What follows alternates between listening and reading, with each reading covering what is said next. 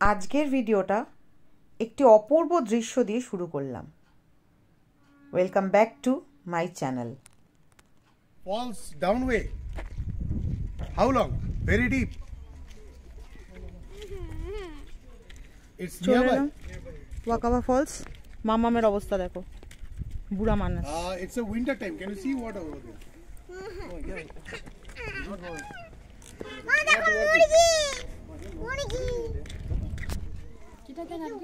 हाँ, नहीं जाएंगे हम। ছবিটা দেখা ডান দিকে নিচে।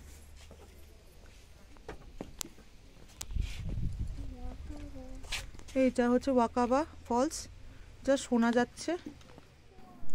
আমরা ঢুকলাম না এই ওয়াকাবা ফলসে, কারণ দুজন নেমেছিল। দীপমান জিজ্ঞেস করলো যে হোয়াট ইট ইজ ইট, তো ওরা বললো নো নট হোয়াট ইট।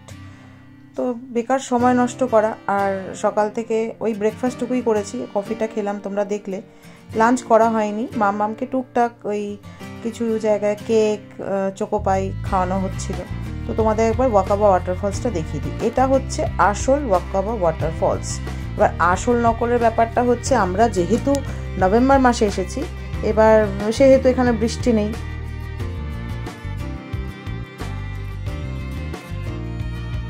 যখন মুষলধারে বৃষ্টি পড়বে তখন ওয়াটারফলসগুলো জেগে ওঠে। মানে আমি কিছু কিছু ভিডিওতে দেখলাম। হ্যাঁ, আমি দীপমানকে বলছিলাম যে আমরাও যদি এরকম বর্ষার দিনে যেতাম তাহলে হয়তো খানিকটা না, অনেক কিছু দেখতে পেতাম। তখন দীপমান বললো যে দেখ, আমরা বাচ্চা নিয়ে যাচ্ছি, প্লাস আমরা বাইকে আছি, তো ইন কেস কোনো কিছু দুর্ঘটনা ঘটে গেলে তখন একটা সমস্যার বিষয়। তো যাই হোক, তো মেঘালয়ার ডেফিনেটলি একটা পোর্শন কিছুই দেখা হয়নি। ধরে নাও 25% দেখেছি, এখনও 75% দেখা বাকি। তো অবশ্যই কখনো না কোনো দিন আবার মেঘালয়ে আসবো। আর রাস্তাটা দেখো, অসম্ভব সুন্দর। তোমাদেরকে আগেও বলেছি যে হেভেন ইজ হিয়ার, মানে সিরিয়াসলি বলছি। আমরা নর্থ বেঙ্গল এত গিয়েছি, এত ঘুরেছি নর্থ বেঙ্গলে, বাট আমি জানি না মেঘালয়তে গিয়ে কীরকম আমি, মানে আমার এখন মন চাইছে যে ছুটি পেলে মেঘালয়তে দৌড়ই। তো এবার চলো আমরা এখন ঢুকবো। আরওয়া কেভে চলে এলাম। এই ভিউজ দেখা যাক। এখানে লেখা আছে বাস হেভি ভেহিকলস, টাইমও লেখা আছে। হ্যাঁ, লাইট ভেহিকলস 30, টু হুইলার 20। আর ওদিকে ওপেনিং আর closing time October to March. আচ্ছা, এপ্রিল টু সেপ্টেম্বর 8:30 থেকে 5টা অবধি, সকাল 8:30 থেকে 5টা অবধি বিকেল। অক্টোবর টু মার্চ 8:30 থেকে 4:30 অবধি। আচ্ছা, এটা হচ্ছে আরওয়া কেভ। আমরা আবার একটা কেভে যাচ্ছি। রাস্তাটা দেখো একবার। আর তোমাদেরকে টাইমিংটা বলেই দিলাম, সেই টাইমিং দেখে তোমরা প্রোগ্রাম করো, যে সময় আসবে দেখে নিও। মেন এন্ট্রান্স থেকে আরওয়া কেভের ডিস্টেন্সটা বেশ অনেকটাই।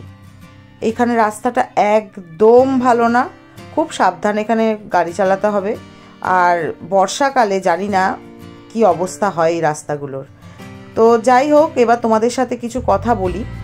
সেটা হচ্ছে, কিছু কিছু ভিডিওর ক্ষেত্রে দেখলাম, আমরা তো অনেক জায়গা যেতে পারিনি এই সময়ের অভাবে। তো সেই জায়গাগুলোতে নাকি বর্ষাকালে যখন বৃষ্টি পড়ে সেখানে নাকি ট্রেকিং করা বারণ থাকে। অবশ্য মানে আমরা গেলে হয়তো ট্রেকিং করতেও পারতাম, কিন্তু মাম্মামের ক্ষেত্রে কিছু কিছু জায়গা চাপের হতো মাম্মামকে নিয়ে যাওয়ার, কি যেহেতু ছোট। আর এরপরে তোমরা আরেকটা ভিডিও দেখবে, সেটা সাংঘাতিক একটা জায়গা ছিল, সেখানে অবশ্যই সেটা ভিডিওতে দেখবে। আর এখানে ঢুকে পড়লাম আরওয়া কেভে। এখানে বাইক পার্কিংয়ের জায়গা, বাইকের টাকাটা ওখানে নিয়েছিল, দেখতেই পারলে। টু হুইলার 20 টাকা নিয়েছিল। আর এইখানে আমরা এবার আস্তে আস্তে ঢুকছি। এখানে একটা রেস্টুরেন্টও আছে, আর এখানে কিছু কেনাকাটা করার মতন জায়গাও রয়েছে। এখানে আমরা 2-3টে মতন ফ্রিজ ম্যাগনেটও নিয়েছিলাম। আর মাম্মাম ভীষণ খুশি, দেখো, খালি পেটে, মানে খালি পেটে বলতে চোকোপাই, কেক, বিস্কিট, ওয়েভার্সকে হেভি খুশিতে রয়েছে। আমি বললাম, কি রে, ভাত খাবি না? বলছে না।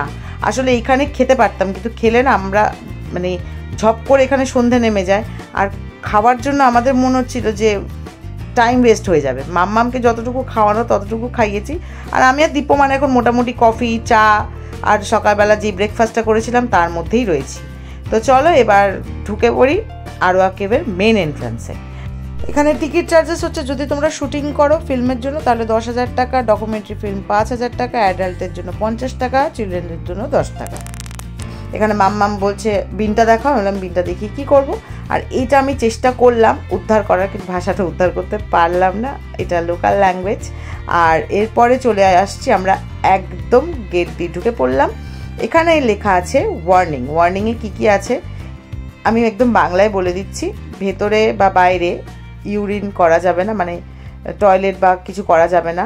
এখানে অ্যালকোহল, বিয়ার কোনো কিছু ইনসাইড বা আউটসাইডে করা যাবে না। আর এখানে স্মোকও করা যাবে না, ধরা পড়লে কিন্তু 1000 টাকা fine. Listen to the insects and birds. Enjoy the walk, listen to the insect birds. শোনো, Insects আর পাখি আছে। শোনো, খালি শোনো। মাকড়সা না থাকলেই হলো।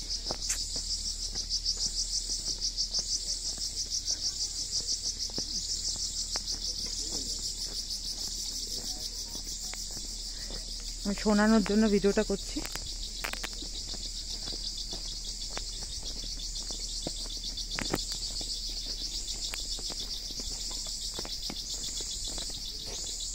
এখানে একটা লাইট জ্বলে, এইটুকু একটা টিনটিনে লাইট।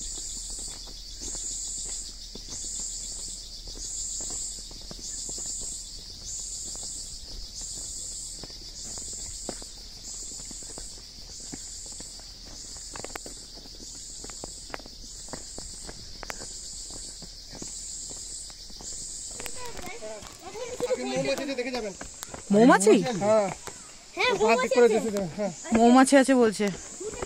মাথায় গাঁট ফাট দে মামাম, মাথায় টুপি বড়, সামনে মৌমাছি আছে বলছে।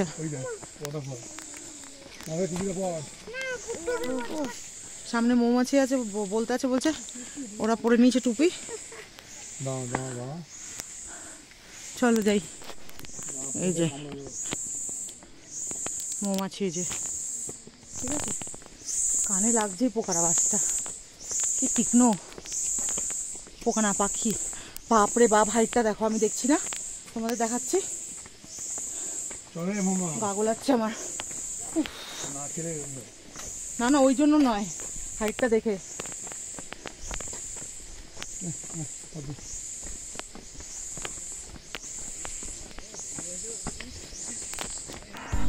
এটা একটা ভিউ পয়েন্ট, নিচ থেকে মানে নিচে গেলে সেইখান থেকে একটা ওয়াটারফলস দেখা যায়।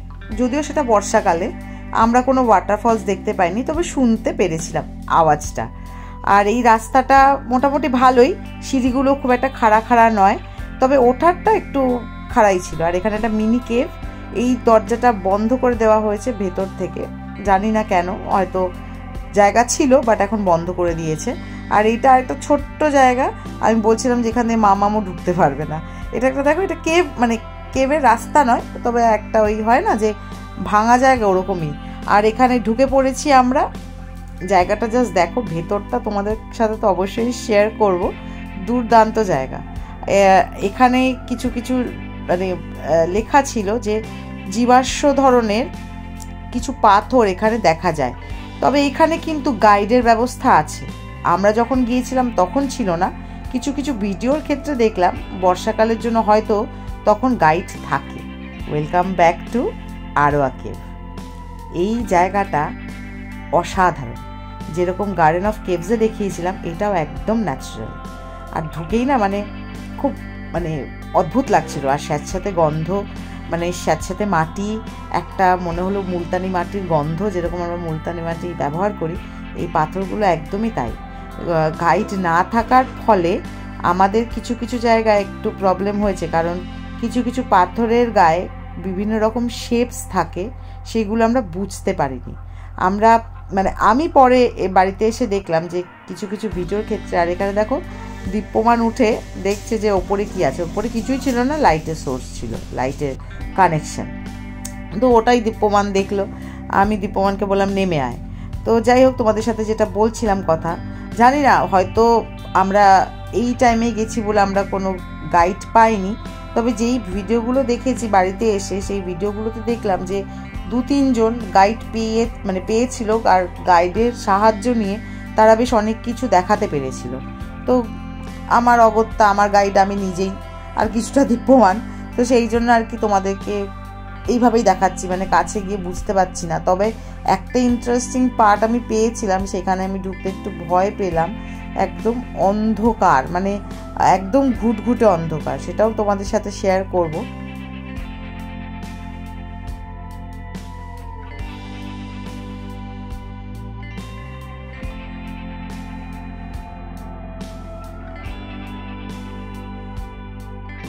আর দেখো এই যে এই একটা মনে হয় বন্ধ করে দিয়েছে, জানি না, হয়তো জায়গা ছিল ভেতরে ঢোকবার, কিন্তু জানি না হয়তো ল্যান্ডস্লাইড হয়েছে বলে বন্ধ করে দিয়েছে, জানি না, সেটা জানি না। তবে নো এন্ট্রি লেখা ছিল, তো সেই জন্যই তোমাদেরকে বললাম, জানি না হয়তো খোলা ছিল বা বন্ধ হয়ে গেছে। এই যে এই জায়গাটা আমার ভীষণ মানে ভালো লেগেছিলো, জানো তো, ইচ্ছে করছিল ঢুকতে।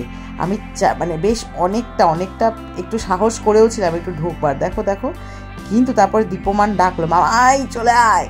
আমি তারপরে মনে হলো না যাওয়াটা ঠিক হবে না, তো চলে এলাম। ফেরার পথেও ইচ্ছে করছিল দীপ্যমানকে নিয়ে, ফেরার পথেও ওই যতটা ঢুকেছিলাম অতটাই দীপ্যমানকে নিয়ে ঢুকেছিলাম। দীপ্যমান বললো না মামা মাছে এতটা, বাই চান্স যদি ইনকেস ল্যান্ডস্লাইড হলে তখন আরেক ঝামেলায় পড়বো। তো যাই হোক, তো আমরা ওই যা হয় আর কি, যে কোনো রকম কোনো এক্সপেরিমেন্ট না করে এগোচ্ছি। তবে বেশ ভালো, মানে এখানে আরেকটা কেভও ছিল, মাউস ওয়াইন কেভ, যেটা সেখানে আমরা যেতে পারিনি সময়ের অভাবে। ইচ্ছে ছিল সেদিনকে যাওয়ার, কিন্তু আমরা আমি যেটা বুঝলাম, চেরাপুঞ্জিতে তোমরা গেলে অবশ্যই চেরাপুঞ্জিতে স্টে করার চেষ্টা করো, তাহলে অনেক কিছু আরও দেখতে পাবে।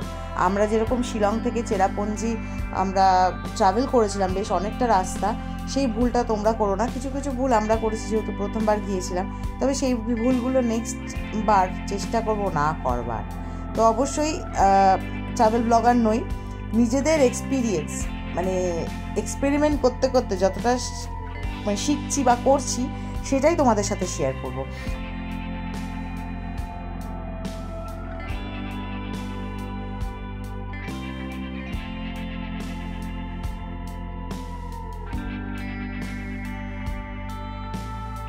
এখান থেকে দেখো প্রচণ্ড মানে মাথা নামিয়ে, কিন্তু এর থেকেও নাকি ডেঞ্জারাস নাকি মাউস ওয়াইন কেভস, ওখানে নাকি স্ক্রলিং করেও যেতে হয়। জানি না, যেতে পারিনি, তবে নেক্সট টাইম অবশ্যই যাব। আর যেই জায়গাগুলো এবারে গেছি সেই জায়গাগুলো আর যাবো না নেক্সট বার। আর যেই জায়গাগুলো যেতে পারিনি, দেখতে পারিনি, মাম্মাম হয়তো ততদিনে আরেকটু বড় হয়ে যাবে, মাম্মাম আমাদের সাথে যেতে পারবে।